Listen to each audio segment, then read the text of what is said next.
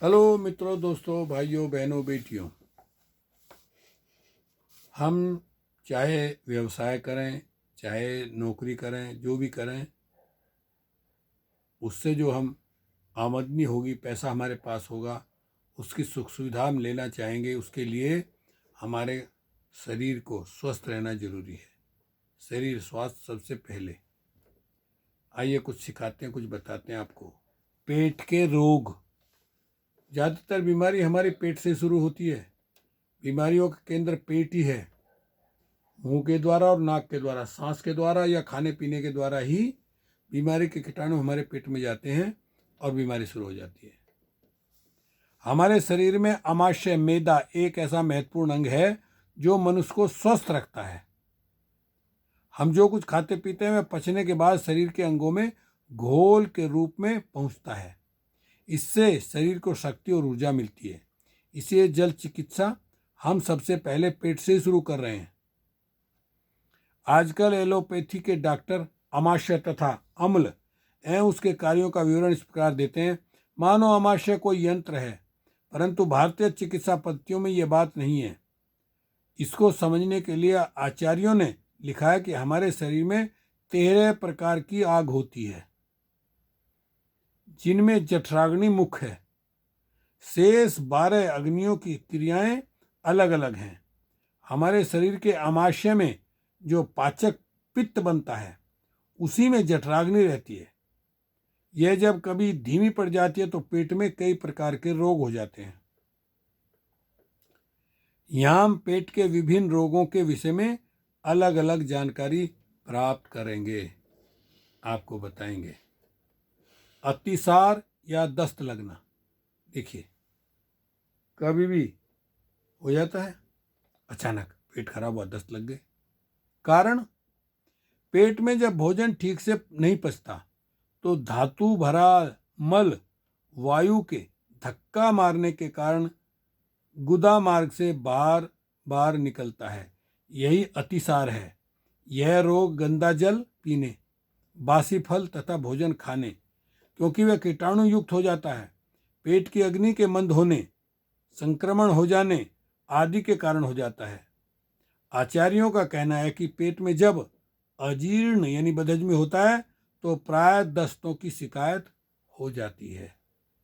लक्षण, थोड़ी थोड़ी देर के बाद बार बार पतला मल आता है, पेट में दर्द, मरोड़, गुड़गुड़ की आवाज, खट्टी डकारें आदि आती रहती हैं।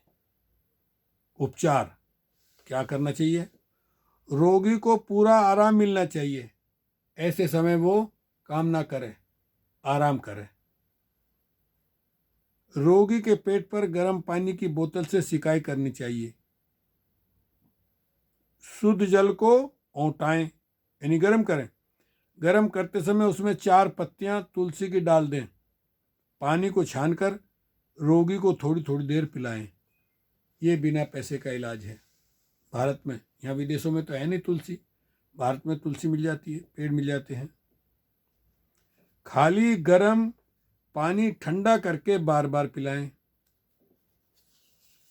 पानी में ग्लूकोज मिलाकर पिलाने से दस्तों में काफ़ी आराम मिलता है।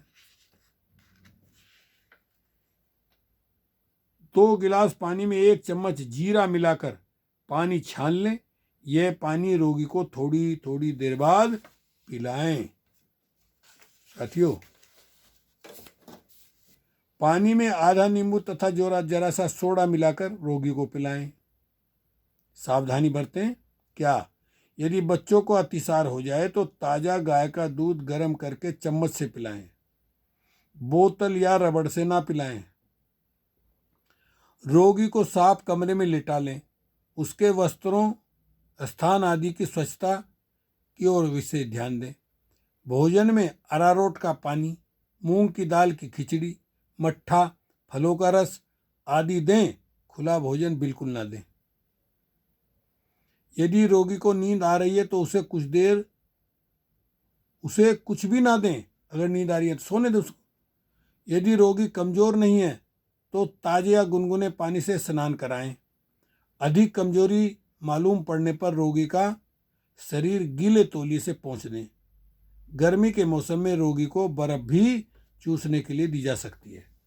चलिए आज के लिए इतना काफ़ी है, कल फिर दूसरी बीमारी के बारे में बताएंगे। ओके, शुक्रिया, धन्यवाद। मेरा नाम सत्यपाल बोध है। मैं साउथ अमेरिका के देश बोलिविया में हूँ। नेचुरोपैथी का डॉक्टर हूँ। 74 साल उम्र है मेरी और मैं नेचुरोपैथी से पिछले 30 साल से यहाँ नेचुरोपैथी का कार्य करता रहा हूँ। अब मैं ज़्यादा बाहर नहीं जाता हूँ, घर पर ही रहता हूँ। एक दिन बाहर जाता हूँ कैंप में। बच्चों ने कहा नहीं पापा, हम चाहते हैं आप घर पर रहकर ही अपने मरीजों को बताएं कि वो घर पे आ जाएं और यहीं से उन्हें दवाई दे दें।